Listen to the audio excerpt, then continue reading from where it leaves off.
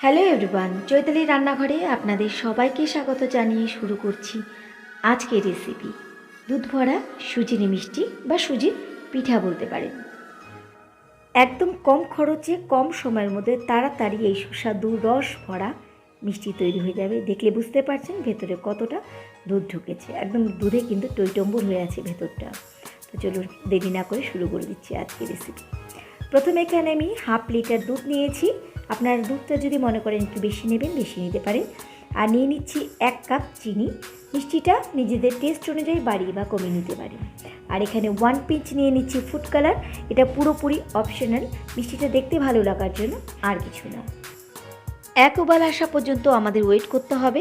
এটা কিন্তু ক্ষীর বানানো বা ঘন করার দরকার নেই, পাতলা অবস্থাতেই আমাদের এই দুধ নামাতে হবে। তবে যদি গরুর দুধ দিয়ে বানান তাহলে একটা ফুট দেবেন, আর এটা চাইলে আপনার গুঁড়ো দুধ দিয়েও বানাতে পারেন। এবার বড়া তৈরি করার জন্য প্রথমে এখানে নিয়ে নিচ্ছি আমি 3টে ডিম। ডিমের সাইজ যদি বড় হয় তাহলে 3টে ডিম, আর যদি ছোট হয় তাহলে 4টে ডিম নিয়ে নিতে পারেন। এবার নিয়ে নিচ্ছি খুব সামান্য 1 পিঞ্চ নুন। আর নিয়ে নিচ্ছি এখানে আমি আজকে অরেঞ্জ এসেন্স ব্যবহার করেছি। আপনারা চাইলে এখানে এলাচ গুঁড়ো দিতে পারেন। আমাদের দেশি রান্না যে কোনোতে এলাচ গুঁড়ো দিতে হয়, তো আমার কাছে আজকে এলাচ গুঁড়ো নেই, সেজন্য আমি এখানে এসেন্স ব্যবহার করেছি। এবার এখানে নিয়ে নিচ্ছি 1 কাপ সুজি। এটা মিহিদানা বা মোটা দানা নিতে পারে। এবার একটু একটু করে সুজি ঢেলে আমাদের ঠিকঠাক বড়ার ব্যাটার তৈরি করে নিতে হবে। এটা কিন্তু খুব ঠিক হলে চলবে না, মোটামুটি একটু পাতলা পর্যায়ে রেখে আমি দেখাচ্ছি ঠিক এই কনসিস্টেন্সির আমাদের কিন্তু ব্যাটার বানাতে হবে। খুব ঠিক হলে কিন্তু বড়াগুলো ফুলবে না।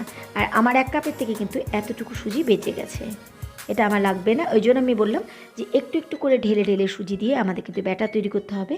আমি দেখাচ্ছি খুব ভালোভাবে হ্যান্ড উইস্কের সাহায্যে এটাকে ফেটাতে হবে যতক্ষণ পর্যন্ত সুজি মোটামুটিভাবে গলে না যাচ্ছে।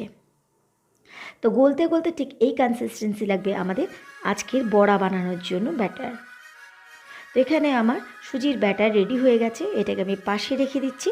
এবার গ্যাস ওভেনে একটা ফ্রাই প্যান বসিয়ে নিয়ে নিয়েছি ভাজবার মতন পরিমাণ মতো তেল, আর একটা স্পুন নিয়ে নিয়েছি। এটা স্পুন দিয়ে একভাবে করলে বড়াগুলোর সাইজ একরকম হয়। তেল কিন্তু খুব একটা গরম হলে চলবে না, মোটামুটি হালকা গরম হতে হতে খুব আস্তে আস্তে আমাদেরকে এই ব্যাটার ঢেলে দিতে হবে।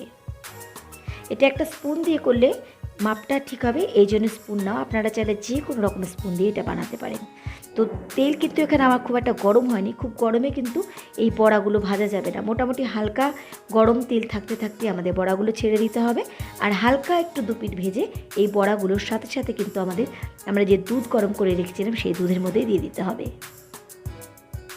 তো আমার প্রথম লটে বড়াগুলো ভাজা হয়ে গেছে, এগুলোকে আমি দুধের মধ্যে দিয়ে দিচ্ছি। দুধ কিন্তু এখনও গরম আছে, তাই দুধের মধ্যে দিয়ে আমি চলে যাচ্ছি পরের বড়াগুলো ভেজে নিতে। একইভাবে এরকম কম আঁচে হালকা গরম তেলে আমাদের পরের বড়াগুলো আমি ভেজে নিয়েছি। একইভাবে দুধে দিয়ে দিচ্ছি, আর ঠিক 15 মিনিট অপেক্ষা করতে হবে আমাদের এই দুধের মধ্যে। দুধগুলো যেন বড়া খুব ভালোভাবে চুষে নিতে পারে সেজন্য দিই। ঠিক 15 মিনিট পর আমার বড়াগুলো কিন্তু খুব ভালোভাবে দুধ চুষে নিয়েছে। পুরো রসে কিন্তু দুধে টইটম্বুর হয়ে গেছে আজকের আমার এই বড়া। পুরো বড়াগুলোর মধ্যে দুধ ঢুকে কিন্তু গোলমোটল হয়ে গেছে, খুব সুন্দর লাগছে দেখতে, আর খেতে কিন্তু খুব ভালো লাগে। দেখুন পুরো দুধ ঢুকে কিন্তু একদম টইটম্বুর, খুব ভালো লাগে এই বড়া খেতে, আর খুব তাড়াতাড়ি হয়ে যায়। আমি একটা কেটে দেখাচ্ছি আপনাদের, দেখুন কতটা সফট হয়েছে এই বড়া। কাটা দেখলে নিশ্চয়ই বুঝতে পারছেন, স্পুন দেওয়ার সাথে সাথে কিন্তু দুভাগ হয়ে গেল আজকের আমার এই সুজির এই রস বড়া। তাহলে আপনারাও বানান। আশা করি আজকের রেসিপি আপনাদের কাছে ভালো লেগেছে, কারণ এটা অতিথি আপ্যায়নও করতে পারেন তাড়াতাড়ি, আর চটপট মিষ্টি খাবার ইচ্ছে হলে এভাবে কিন্তু বানিয়ে নিতে পারেন। একদম কম খরচে কম সময়ের মিষ্টি। আশা করি আজকের রেসিপি আপনাদের কাছে ভালো লেগেছে। যদি ভালো লেগে থাকে প্লিজ ভিডিওতে একটা লাইক দেবেন, আর ফ্যামিলি ফ্রেন্ডসদের সাথে শেয়ার করবেন। আজকের মতো এটুকুই, খুব তাড়াতাড়ি দেখা হবে অন্য কোনো রেসিপির সাথে অন্য কোনো দিন। সাবধানে থাকুন, সবাই খুব ভালো থাকুন।